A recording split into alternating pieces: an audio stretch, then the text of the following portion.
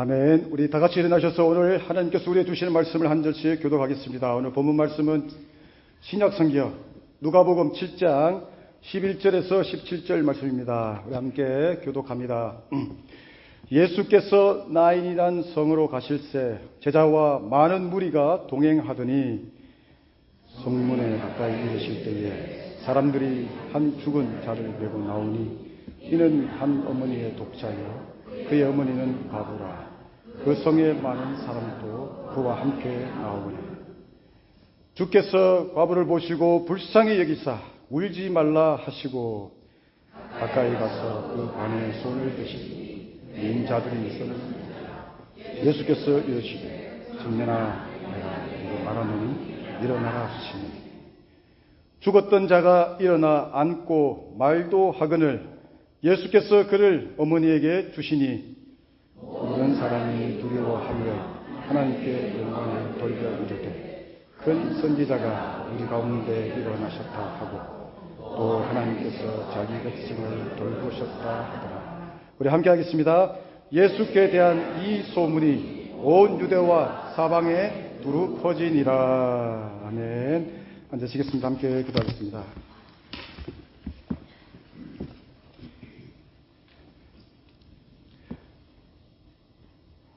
많은 사람들이 예수님을 나의 구주로 고백하며 살아갑니다. 하지만 그 고백은 어쩌면 자신만의 고백이 될 수 있고 주님이 우리를 바라보시는 그 시각과는 아무런 상관이 없음을 보게 됩니다. 주님 우리 공동체 가운데 내가 주님을 바라보는 신앙이 아니라 주님이 나를 바라보는 신앙으로 자리하게 도와주시옵소서. 하나님 말씀이 나를 어떻게 터치하고 하나님의 말씀이 나에게 어떻게 다가오고 하나님의 말씀이 나를 어떻게 회복시키고 구원해 가시는지 말씀으로 내 삶이 증명되는 삶이 되게 축복하여 주시옵소서. 오늘 또 그 말씀 앞에 귀를 기울입니다. 내가 원하고 내가 찾고자 하는 말씀보다 오늘 말씀을 통하여 주님이 나에게 어떤 분이 되시는지 주님이 나의 삶에 어떤 모습으로 다가오시는지 깨닫는 시간 되게 도와주시옵소서. 감사하며 예수님의 이름으로 기도드리옵나이다. 아멘. 우리가 이제 수냄 여인에 대한 시간을 한 몇 주 정도 가지고 다시 우리 누가복음으로 돌아왔습니다. 누가의 직업은 무엇이죠? 의사였죠. 그래서 누가를 보실 때에 처음에도 제가 시작할 때 말씀드렸지만 이 마음을 잊어버리셔도 안 됩니다. 누가는 예수님을 어떻게 바라보고 있는가? 누가는 예수님에 대해서 어떻게 이야기하고 있는가? 그것을 아셔야 성경을 보실 때에 이 독특한 누가의 그런 마음을 깨달을 수가 있게 되는 것입니다. 누가는 의사였기 때문에 다른 복음서 저자들보다 좀 더 예수님의 그 연약한 자에 대해서 또 아픈 자, 또 오늘같이 죽은 자에 대한 또 세상에서 소외된 자를 향하신 그 주님의 마음을 아주 세밀하게 그리는 그 장면들, 또 단어들이 있습니다. 그 단어들을 놓치게 되면은 그냥 훌쩍 지나가는 내용에 불과합니다. 오늘 또 본문에 보면은 엄청난 이야기가 나오는데 아주 짧은 구절에 마치 속전속결로 후딱 지나가는 것처럼 그렇게 기록해주고 있습니다. 성경 속에는 죽었던 자를 살리는 장면이 7번이나 나옵니다. 열왕기상 17장에 보면은 엘리야 선지자가 사르밧 여인의 아들을 살리는 장면이 나오고 우리가 몇 주 전에 지난주에 보았던 열왕기야 4장에서는 엘리사 선지자가 몇 주를 거쳐서 수냄 여인의 아들을 살리는 장면이 나옵니다. 그리고 사도행전 9장에 보면은 베드로가 욥바에 있을 때에 여제자 다비다를 또 살리는 장면이 나오고 또 사도행전 20장에 보면은 바울이 드로아에서 복음을 전하는데 사람들이 그 열정이 대단해서 밤중까지 옛날에도 우리 한국에서 부흥회 하면은 저녁이 필요 없습니다. 강사 목사님들께서 늘 언제나 오늘 저녁 집에 가실 생각하지 마세요 하고 이렇게 말씀을 하시던 모습들이 기억이 납니다. 그래서 찬양도 막 뜨겁게 막 찬양을 하고, 또 말씀을 듣다가도 또 찬양을 막 뜨겁게 하고, 몇 시간 동안을 말씀을 듣고 찬양하고 기도하고 그렇게 했던 기억이 있습니다. 바울도 마찬가지로 수시간 동안 말씀을 가르치게 되는데 저녁 밤늦게까지 복음을 전하게 됩니다. 그때에 청년 유두고라는 청년이 있었는데, 하필이면 사람이 많아서 그런지 높은 곳에 3층 창틀에 걸터 앉아 있다가 너무 높아서 그런지 졸다가, 이 성이 보니까 딥슬립, 조는 정도가 있고 조는 정도가 아니고 완전히 우리도 가끔씩 예배 드리다가 코 고는 분이 한 번씩 생기는데 얼마나 피곤하면 그랬을까. 그런 상황에서 유두고가 떨어져서 죽게 됩니다. 그래서 바울이 그 청년 유두고를 살리는 장면이 있습니다. 이렇게 예수님 외에 4번이나 죽었던 자를 살리는 장면이 나옵니다. 그리고 3번은 예수님께서 살리는 장면입니다. 첫 번째는 오늘 이 나인성 여인의 아들을 살리는 이야기와, 두 번째는 회당장 야이로의 딸을 살리는 장면이 나오고, 마지막에는 나사로, 예수님 목소리가 어떤지 모르겠지만 예수님 좀 하고 배우고 싶은데, 하여튼 큰 소리로 이게 둘둘 말려있는 나사로를 무덤에서 살리시는 장면이 나옵니다. 이 중에 오늘 나인성 여인의 아들을 살리시는 장면은 다른 복음서에 기록되어 있지 않고 오직 누가 복음에만 기록되어 있다라는 것입니다. 여기에 어떤 독특한 힌트를 가져야 됩니다. 왜 누가가 이 나인성 여인의 아들을 살리시는 예수님의 장면을 자기 글에다만 적었을까라는 것입니다. 비록 빨리 1절에서 7절까지 후딱 지나가는 분위기 같지만 그 속에 자리하고 있는 단어를 보면은 누가가 예수님께서 그 여인을 향하신 마음, 그 마음이 어땠는지를 보여주고 있다라는 것입니다. 예수님께서 백부장의 종을 고치신 후에 나인이라는 성, 오늘날로 좀 영어 발음으로 네인인가 다른 발음으로 사용되기도 하는데 나인성으로 이동하시게 됩니다. 그때 본문에 보니까 제자들과 그리고 또 많은 사람들이, 군중들이 함께 동행했다라고 기록해 주고 있습니다. 성문에 가까이 이르실 때에 이제 사람들과 예수님이 성문에 이렇게 들어가려고 하는데 한 죽은 자를 메고 나오는 모습과 마주치게 됩니다. 우리는 이제 사람이 죽었을 때에 관을 이렇게 마지막에 그 인사할 때 빼놓고는 다 이렇게 봉해가지고 아무도 못 보게 들고 이제 상여를 메고 간다 그러죠. 그래서 가게 됩니다. 저도 젊었을 때 동네에서 몇 번 맨 적이 있는데 얼마나 무거운지 모릅니다. 그래서 이제 가게 되는데 이 이스라엘은 사람이 죽어서 관을 이렇게 맸다라는 것은 뚜껑이 열려 있습니다. 그래서 가면서 누가 죽은다, 누구든지 이렇게 보면서 누가 죽었구나라고 다 확인할 수 있는 장면입니다. 그래서 오늘 예수님께서 나인성 여인을 보면서 불쌍히 여기시는 마음, 그 얼굴에 이 관을 향하여 관 속에 있는 자기의 아들, 죽어있는 아무 소망이 없는, 생명이 없는 그 아들을 보고 있는 그 눈물을 흘리고 있는 그 여인의 얼굴을 보았기 때문에 예수님께서 그 마음을 품게 되는 일이 일어나게 된 것입니다. 예수님께서 이렇게 그 장면과 마주치면서 그 죽어있는 아이는 그 울고 있는 여인의 아들이었고 독자였고 또 그 여인은 남편이 없는 미망인이었음을 알게 됩니다. 그런데 오늘 예수님께서 그 여인에 대하여 불쌍히 여기셨다라고 누가는 기록하고 있습니다. 그래서 이 1절에서 11절에서 17절까지 이어가면서 이 단어를 놓쳐버리면은 그냥 예수님께서 지나가는 그 어떤 죽어있는 아이를 그냥 살려주셨구나라고 그냥 지나가게 되는 거예요. 이 단어를 보셔야 된다라는 것입니다.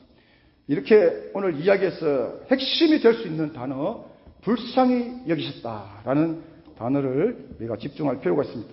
이렇게 오늘 이야기는 단순히 죽어 있는 그 아들을 보면서 그 눈물을 흘리고 불쌍히 그 안타까운 슬픔을 표현하고 있는 그 여인에 대해서 단순히 인간적으로 저 여인이 아들을 잃어버렸구나, 안타깝구나. 그런 육신적인 그런 의미로 끝나는 것이 아니라 예수님께서 그 여인에 대하여 오늘 이 단을 통해서 어떤 마음을 품고 계시는지 오늘 그 이야기의 핵심이 된다라는 것입니다.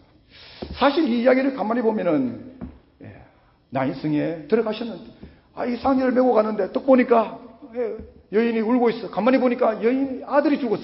근데 여인은 남편도 없고 가족도 없고 그 아들이 온전히 그 독자였기 때문에 그 아들을 소망으로 바라보고 희망으로 바라보고 살았는데 저 여인이 얼마나 마음이 아플까라고 불쌍히 여기고 그 어머니를 보고 말하며 청년아 내게 말하노니 일어나라 하심에 죽었던 자가 일어나 앉고 말도 하는데 예수께서 그를 어머니에게 주시니 사람들이 깜짝 놀랐더라.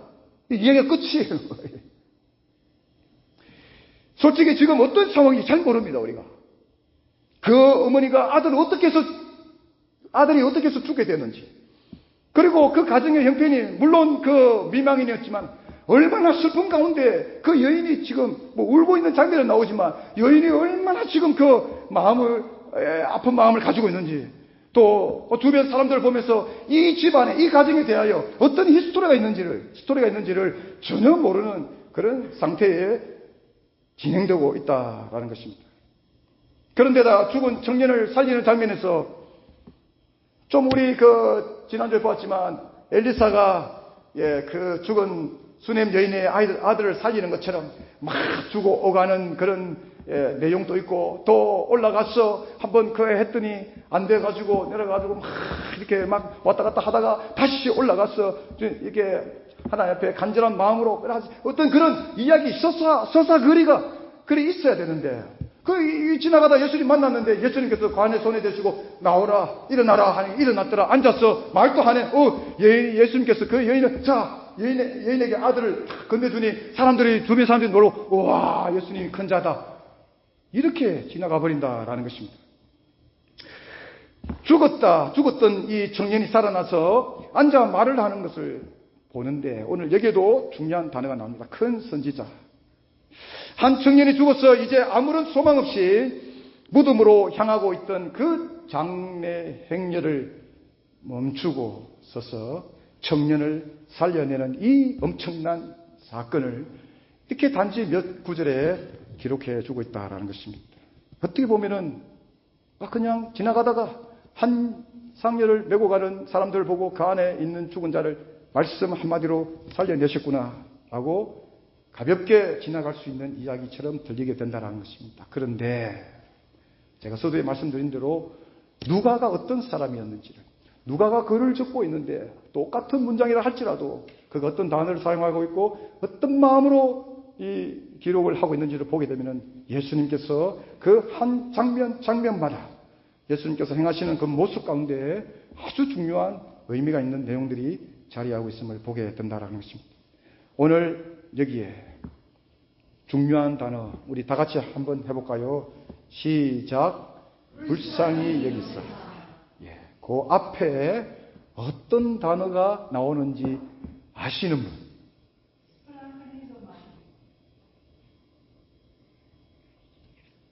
잘 못 알아들었습니다. 불쌍히 여기셨는데 이 여인을 보고 불쌍히 여기셨는데 이 앞에 중요한 단어가 나옵니다. 예수님께서 누가가 어떻게 기록해 주고 있습니까? 이 성경을 이제 안 들고 다니시니까 이게 모르는 거예요. 참 가슴 아픈 현실입니다.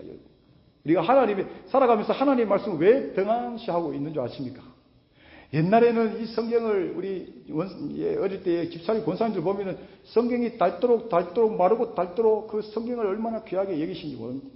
이제는 성경이 필요가 없는 시대가 됐으니까 그만큼 하나님과의 관계가 멀어져 있음을 여러분 보여준다라는 것입니다. 이 앞에 보면은 주께서 과부를 보시고 주께서 여인을 보시고 예수님이 그냥 지나가다가 불쌍하네 이런 게 아니다라는 것입니다. 예수님께 지나가다가 누가 죽었네 전에도 봤는데 전에도 상의를 메고 가는 거 봤는데 사람이 죽었구나 아이고 마음이 아프다 지금 이런 상황이 아니다라는 것입니다. 예수님께서 가시다가 한 여인이 그 상의를 메고 가고 있는, 그 관을 메고 가 있는 그 무리를 보면서, 그 관을 보면서 여인이 눈물을 흘리고 슬픔과 절망스러운 표정을 하고 있는데 예수님께서 그 여인을 보셨다라는 것입니다. 그래서 지나가다가 헐빛 보고 예수님께서 지금 말씀하시는 것이 아니라 그 여인의 얼굴에, 그 여인의 표정에 예수님이 지금 집중하고 계신다라는 것입니다. 누가 그 여인을 보고 있습니까? 예수님께서 보고 계신다라는 것입니다. 그런데 이 보면은 예수님, 당연히 예수님께서 보시지. 그러면은 예수님의 제자가 보시나? 여기서 성경에는 어떤 이야기에는 우리가 지난주에 보았던 것처럼 장황한 설명으로 이야기를 갖다가 이거 서사를 갖다가 막 올라갔다 내려갔다 막 드라마틱하게 이끌어가는 내용들이 나오기도 합니다. 그런 부분들이 있고 오늘 이야기처럼 어떤 부분에서는 마치 몇 구절에 오늘 이 11절과 17절 그래도 한 7절 정도 되지만 어떤 구절에서는 한 두세 절 가지고 예수님의 일하심에 대해서 마치 요약하듯이 압축하듯이 후딱 지나가는 장면들도 나옴을 보게 됩니다. 하지만 여러분 빨리 지나간다고 해서 그 내용들이 그 구절들이 별로 중요하지 않은 의미를 가지고 있는 것이 결코 아니다라는 것입니다. 무엇을 놓치게 되면 그 속에 있는 단어들을 놓치게 되면 그런 마음을 가지게 된다는 것입니다. 여러분 그럴 때에 우리가 성경을 보다가 이 이야기가 왜 이렇게 빨리 지나가지? 좀 더 이렇게 저자가 좀 구체적으로 설명해 주면 더 좋았을 텐데 라고 생각하는 부분들이 반드시 나올 것입니다. 물론 거기에는 우리 다른 성서 배경을 통해서 힌트를 잡을 수도 있지만 그 구절을 가지고 묵상하다 보면은 그 사용된 단어 속에서 하나님께서 주시는 그 아주 그 귀한 그런 교훈을 가질 수도 있다라는 것입니다. 그래서 이 몇 구절에 지금 지나가고 있지만 이 장면을 이 속에 주께서라는 단어를 쓰고 있다는 것입니다. 이 주께서라는 단어가 왜 중요하냐? 왜 목사님이 갑자기 주께서 성경에 복음에 보면 주께서 계속해서 나오는데 왜 이렇게 반복해요 말하고 있는가? 라고 했을 때에 누가복음에 이 주라는 단어가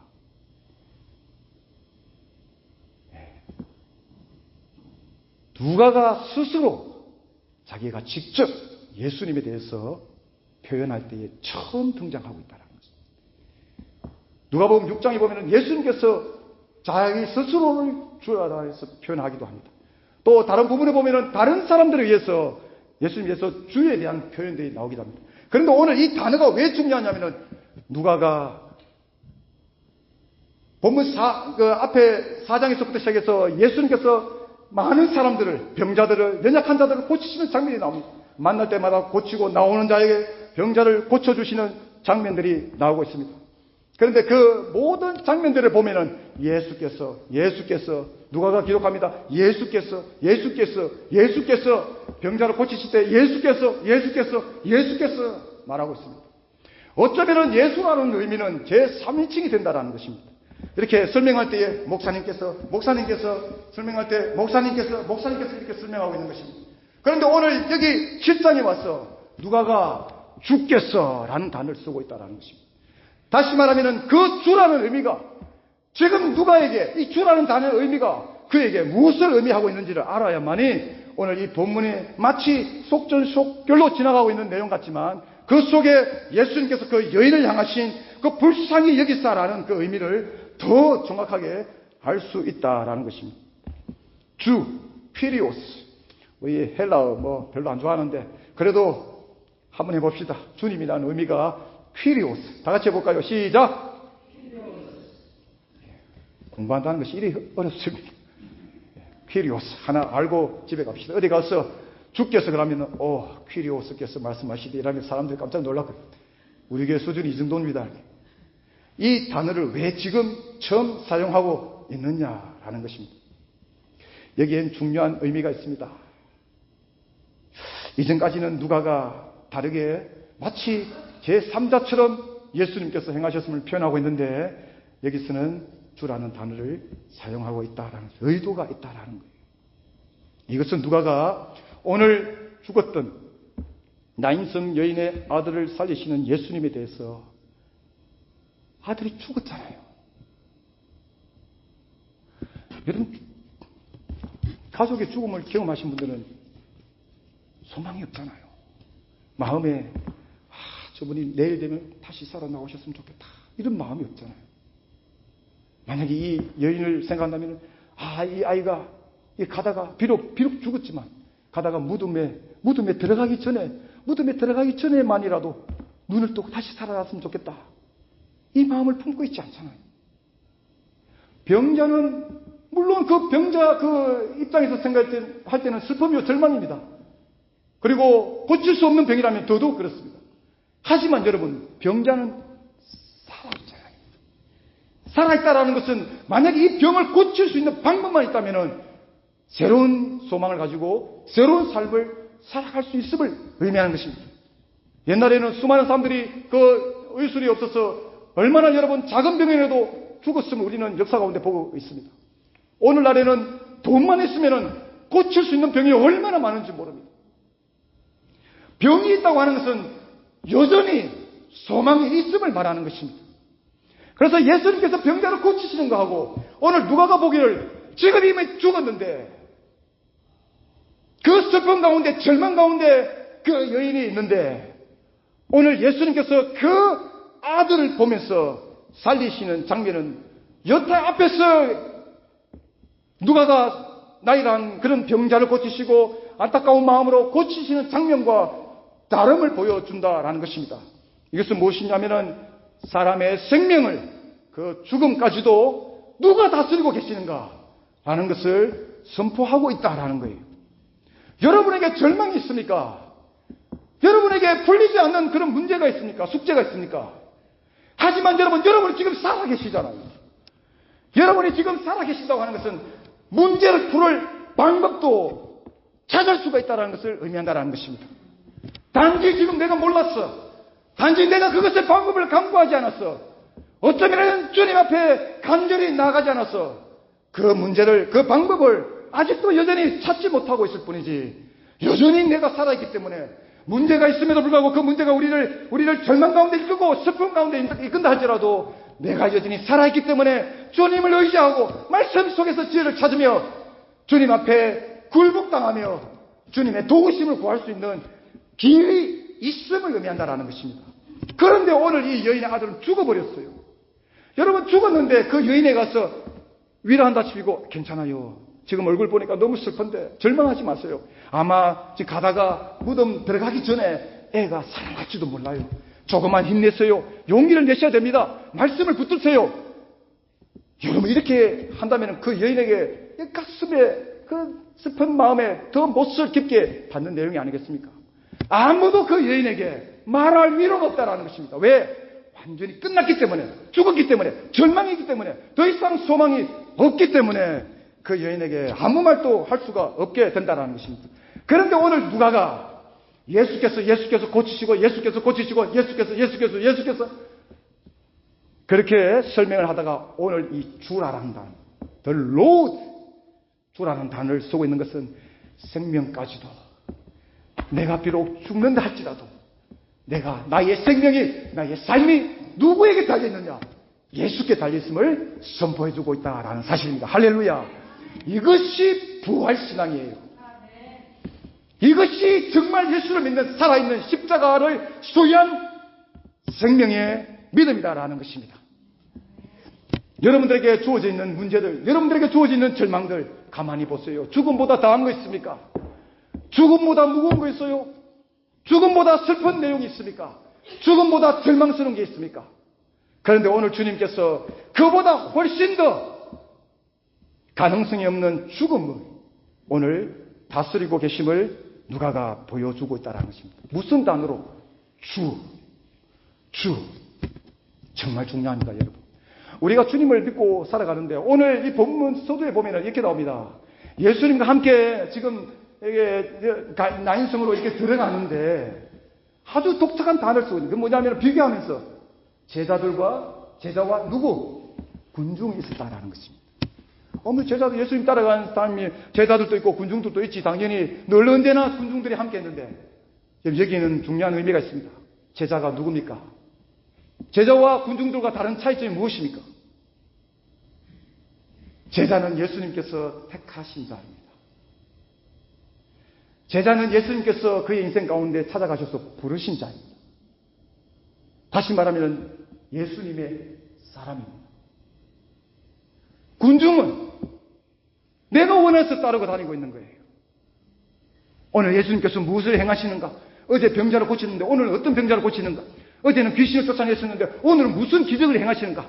아침 일찍 일어나서 빨리 도시락을 챙기고, 예수님이 한번 말씀하시면 몇 시간 동안 설교하시는데, 도시락을 2개 챙겨라, 3개 챙겨라, 막 하면서 자기가 원해서 따라다니는 사람을 의미하고 있다는 것입니다. 여러분, 신앙생활 가운데 이거 중요한 것입니다. 저와 여러분이 주님이 부르신 자가 되기를 소망합니다. 내가 원해서, 내가 오늘 아침에 일어나서 오늘 교회 가야지, 내가 오늘 주님을 찬양해야지, 예배해야지, 아무 소용없습니다. 요한복음에 보면은 수많은 사람들이 그 매일같이 기적을 경험하고 예수님께서 귀신을 쫓아내시는 기적을 경험했음에도 불구하고 수많은 사람들이 예수님을 떠나서 다시는 돌아오지 아니하였다. 우리도 확인하잖아요, 여러분. 우리도 보잖아요. 신앙생활 하다가 주님을 그렇게 섬겼던 사람들이, 장로고 권사고 집사님이고 목사고 상관없이 주님을 섬겼던 사람들이 세상으로 가는 사람들이 있음을 보여준다라는 것입니다. 오늘 여기에 그런 사람들이 있음을 보여주고 있습니다. 저자 누가는 이렇게 예수님께서 이제는 누가가 예수님께서 고치셨다 3자가 아니라 주께서 my Lord, 생명의 주관자 되심을 선포하고 있는데, 여기서 그 주님이 뭐하고 계시는가? 그 주님이 여인을 보면서 불쌍히 여기셨다라고 표현해 주고 있습니다. 이 단어의 의미는 우리가 생각할 때에 걸어가다가 장례식에서 가지는 그런 단순히 그런 아픈 안타까운 마음을 넘었음을 보여준다는 것입니다. 이 단어를 우리가 한국말로 지금 표현하니까 불쌍히 여겼다. 마음이 안타깝게 생각했구나. 그 여인을 보면서, 그렇지, 독자인데 더군다나 또 남편이 없고 미망인인데 혼자서 어떻게 살아가나. 그 아들을 얼마나 그 아들을 그 희망으로 바라보며 키웠을까. 그 아들이 이제 청년이 돼서 그 아들이 이제 마지막 희망이 될 수 있는데 그 아들을 잃어버렸으니 얼마나 마음이 아플까라는 이런 의미로밖에 볼 수 없지만, 오늘을 살펴보면 이 단어가 어떤 의미를 가지고 있냐면, 예수님이 그 여인을 보면서 이 창자가 뒤틀려짐을 표현해주고 있음을 발견하게 됩니다.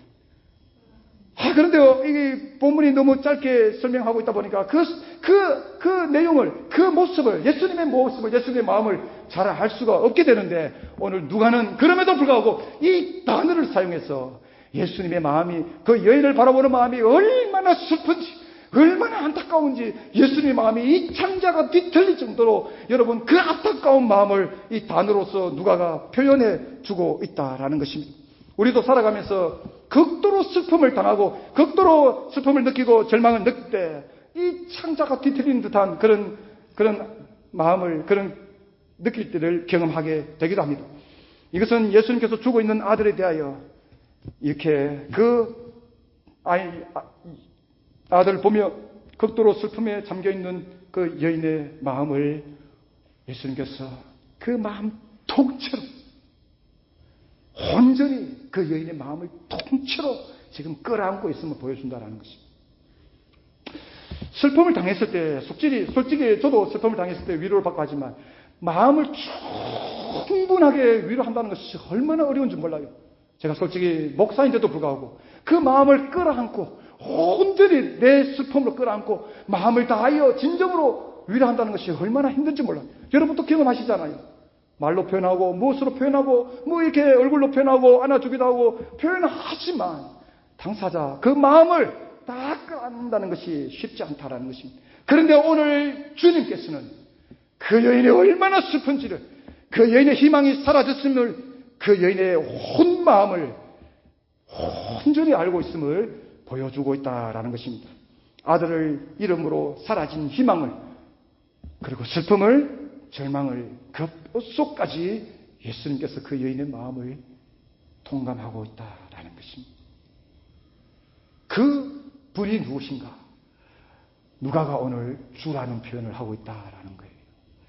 그분이 아무리 그 여인에게 슬픔이 닿지라도, 그 여인이 아무리 그 여인에게 절망이 닿을지라도 주님이 그 여인을 보실 때 그 여인에게 소망이 되고 있음을 보여주고 있다라는 것입니다. 주님이 우리를 보신다는 거 얼마나 귀한지 모릅니다, 여러분. 성경에는 주님이 하나님이 돌아보시고 하는 구절들이 얼마나 나오는지 모릅니다. 하나님께서 우리를 보신다는 것, 예수님이 저와 여러분의 삶을 보신다는 것, 하나님께서 저와 여러분이 죽을 수밖에 없는 그 상태를 보신다는 것, 여러분, 그래서 십자가가 시작된 거예요. 우리는 믿음이 없어서 늘 오늘도 주여 주시옵소서, 주여 주시옵소서, 오늘도 건강 주시옵소서, 오늘도 물질 주시옵소서를 밖에 할 수 없는 우리의 모습을 주님이 보시고 불쌍히 여기셔서 예수님의 십자가를 허락해 주시게 되었다라는 것입니다. 그래서 십자가가 여러분 감당할 수 없는 은혜가 되는 거예요. 그냥 나를 구원해 주셨어, 그냥 나를 사랑해 주셨어라는 의미가 아니라 이렇게 이토록 몇십 년을 주님을 섬기고 살아가는데도 불구하고 오늘 또 주님의 마음을 모르고 살아가는 우리의 형편을, 우리의 믿음 없음을 보시고 그 형편을 보시고 주께서 보시고 하나님께서 보시고 우리를 불쌍히 여기셨어요. 하나님의 마음이 이 창자가 뒤틀릴 정도로 안타까운 마음으로 우리를 보셨기 때문에 십자가를 우리에게 허락해 주시게 되었다라는 사실입니다. 여러분, 장래 행렬이라고 하는 것은 이제는 더 이상 소망이 없음을 말하는 것입니다. 누가 여러분 장래 행렬에서 죽었던 자신의 가족이 돌아오기를 기대하겠습니까? 장래 행렬은 생명이 끝났다는 것을 의미하는 것입니다. 사랑하는 여러분, 삶이라고 하는 것은 생명이라는 그런 기쁨과 감격으로 시작해서 결국에는 죽음이라는 극적인 절망과 슬픔으로 막을 내리게 됩니다. 태어나서 아이고 우리 아이가 태어났다, 어떻게 키울까, 먹이고 아이고 이거 입히고 하면서 잘 키워보지만 결국에는 그 누구라도 이렇게 죽음의 길을 걸어가야 되는 절망과 슬픔의 그런 인생의 막을 만나게 된다라는 것입니다. 그 앞에서는 그 누구도 아무것도 할 수 없음을 인정하게 됩니다. 내가 주님 앞에 완전히 내려놓고 모든 것, 내가 가지고 있는 것, 내 능력이고 나의 모든 것 내려놓고 주님 만날 날을 소망하며 주님 앞에 완전히 굴복당하는 순간을 맞이하게 됩니다. 그런데 오늘 그 자리에, 그 절망스러운 자리에, 아무도 나의 도움이 될 수 없는 그 자리에 예수님께서 불쌍히 여기시며 그 자리에 자리하게 계신다라는 사실입니다. 여러분, 세상은 우리에게 언제나 소망이 되지 못합니다. 어쩌면 우리는 이거 벌써 몇 번이나 경험했습니다. 그럼에도 불구하고 우리의 이 연약한 믿음이 또 오늘 또 내일 또 모레 바라보면서 세상에 소망이 있지 않을까, 세상에 기쁨이 있지 않을까, 여러분 우리가 그곳으로 자꾸 추구하고 발걸음이 옮겨지고 있는 것을 여러분 우리가 우리의 모습을 보게 됩니다. 과연 우리에게 무엇이 참 소망이 되는가 했을 때에 여러분, 오늘 누가는 우리의 생명 되시는 예수님을 저와 여러분에게 소개하고 있다라는 것입니다. 저와 여러분이 이 예수님을 진정으로 소유할 수 있기를 주님의 이름으로 축원드립니다. 이 주님을 소유할 수만 있다면 비록 우리가 살아가면서 경험했던 것, 가족을 잃고 떠나보냈던 그런 절망과 슬픔이라 할지라도 정말 직접적으로 우리 삶 가운데 나에게 닥친 그런 절망을 또 품을 때에 그럼에도 불구하고 주님이 나와 함께하고 계시기에, 주님이 나를 지금 보고 계시기에, 주님이 나를 불쌍히 내 영혼을 보시고 불쌍히 여기고 계시기에 그때 그 순간에 우리가 주님을 소망 가운데 주님을 맞이하게 될 줄로 믿습니다.